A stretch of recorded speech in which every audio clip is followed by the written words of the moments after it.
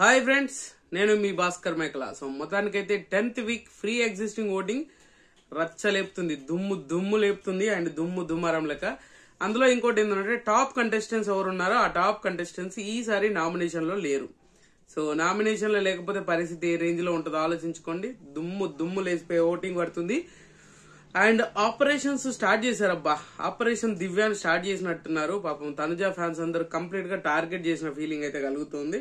But చూడాలి ఎవరు ఏ position లో ఉన్నారు, ఎవరికి ఎంత ఫ్యాన్ బేస్ ఓట్ పడుతుంది అండ్ తనుజ ఫ్యాన్స్ ఎవరికి ఓట్లు వేస్తున్నారు అనేది క్లియర్ కట్ గా మాట్లాడుకుందాం. అండ్ ఓవరాల్ గా వీళ్ళకి ఇంత పర్సెంటేజ్ పడుతుంది అని చెప్పడానికి ఒక క్లారిటీగా క్లియర్ కట్ గా మాట్లాడే ప్రయత్నం అయితే చేస్తాను. అంతకంటే ముందు ప్లీజ్ వీడియోకి ఒక లైక్ వేసుకోండి, వీడియో ఎండ్ వరకు చూసే ప్రయత్నం చేయండి.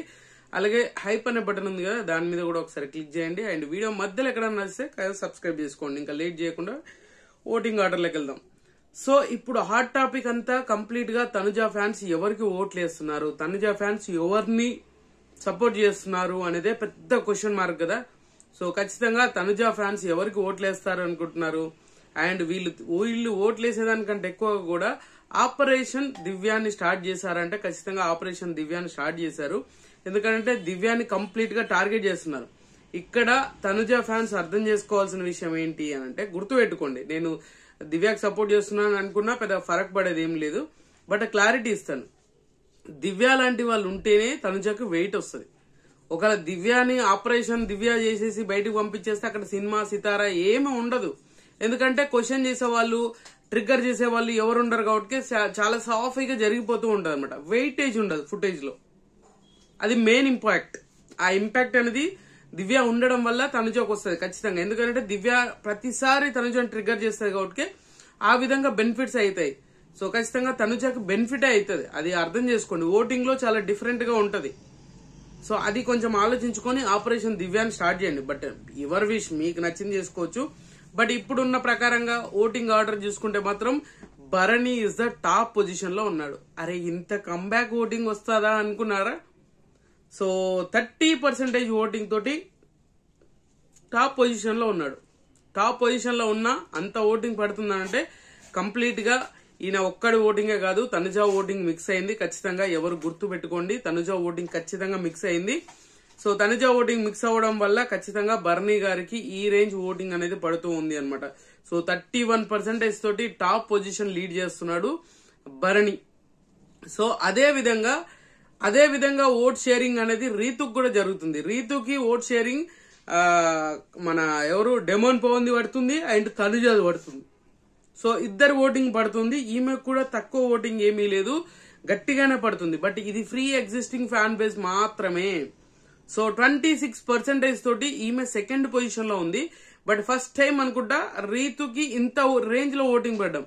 నాకు తెలిసి కళ్యాణ్ ఓటింగ్ కూడా ఎంతో కొంత షేర్ అయ్యే ఛాన్సెస్ ఖచ్చితంగా మన రీతుకే ఉంది అని చెప్పుకోవడంలో ఏమాత్రం ఆలోచించాల్సిన అవసరం లేదు. సో రీతుకి 26% తోటి సెకండ్ పొజిషన్ లో ఉంది. అండ్ డెమోన్ ఓటింగ్ పడుతుంది అండ్ తనుజ ఓటింగ్ కొంతవరకు షేర్ అవుతుంది అండ్ కళ్యాణ్ ఓటింగ్ కూడా షేర్ అయ్యే ఛాన్సెస్ హైలీగా ఉంది. సో ముగ్గురు ఓటింగ్ షేర్ చేస్తుంది అండ్ రీతు ఓటింగ్ కలుపుకుంటే సో 26% తోటి టాప్ 2 లో ఉంది అనమాట, టాప్ 2. సో తర్వాత పొజిషన్ వచ్చేసరికి సంజనా గర్లాని. సో సంజనా గర్లాని ఓటింగ్ కూడా చాలా బాగా ఉంది అంటే బట్ ఏమీ లేదు. బట్ ఈసారి ఇమాన్యుయల్ ఫ్యాన్స్ సంజనాకి ఓట్లు వేసే ఛాన్సెస్ ఎక్కువగా ఉంది. ఓటింగ్ అనేది స్ప్లిట్ చేస్తారా అంటే ఖచ్చితంగా స్ప్లిట్ చేస్తారు. సో ఇమాన్యుయల్ ఫ్యాన్స్ అనేది చాలా కంప్లీట్ గా అవుట్ ఆఫ్ ది ఫోకస్ అయిపోయినట్టుగా తయారవుతున్నారు అనమాట.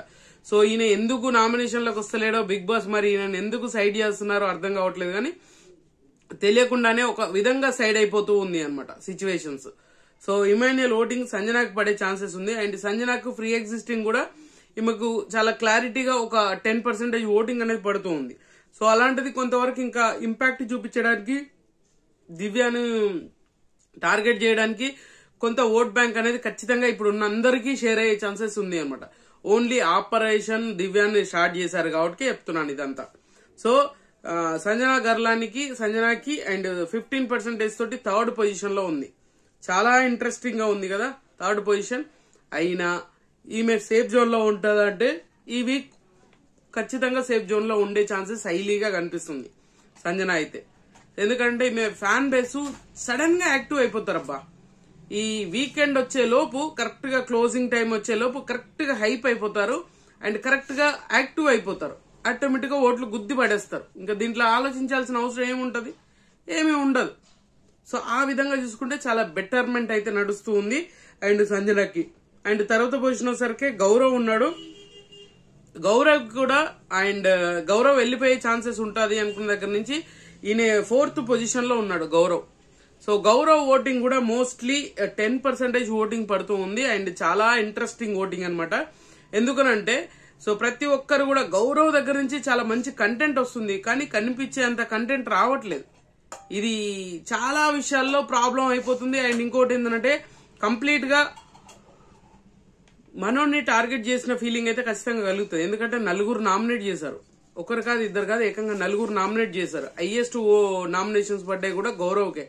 సో ఆ విధంగా బేస్ చేసుకొని చూసుకుంటే గౌరవ్ కి ఖచ్చితంగా 10% ఓటింగ్ ఒక సింపతి వర్కౌట్ అవుతుంది, కొంతవరకు ఓట్ బ్యాంక్ షేర్ అవుతుంది. ఎందుకంటే ఓట్ బ్యాంక్ లేదు కాబట్టి సో దివ్యాని టార్గెట్ చేసి ఖచ్చితంగా ఈయనకు ఓట్ బ్యాంక్ అనేది పెంచారా అంటే ఖచ్చితంగా అది కూడా ఒక రీజన్ అయి ఉంది. ఎందుకంటే కింద కామెంట్స్ చూసినా గానీ ఇన్స్టాలో చూసుకున్నా గానీ మాక్సిమం ఆపరేషన్ దివ్యాని స్టార్ట్ చేశారు.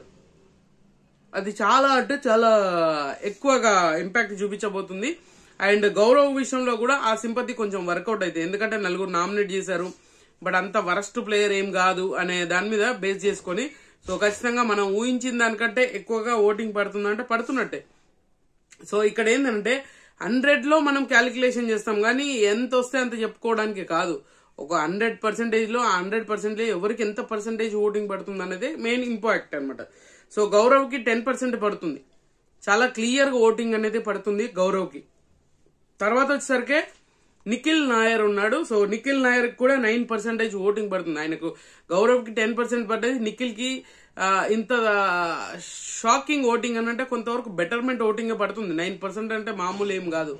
సో గట్టిగానే పడుతున్నట్టుగానే చెప్పుకోవచ్చు. అండ్ ఈ రేంజ్ ఓటింగ్ అనేది ఫస్ట్ టైం చూస్తున్నారంటే సో మనడు నామినేషన్లకు రావడమే ఇప్పుడు కాబట్టి కొంచెం ఆలోచించాలి.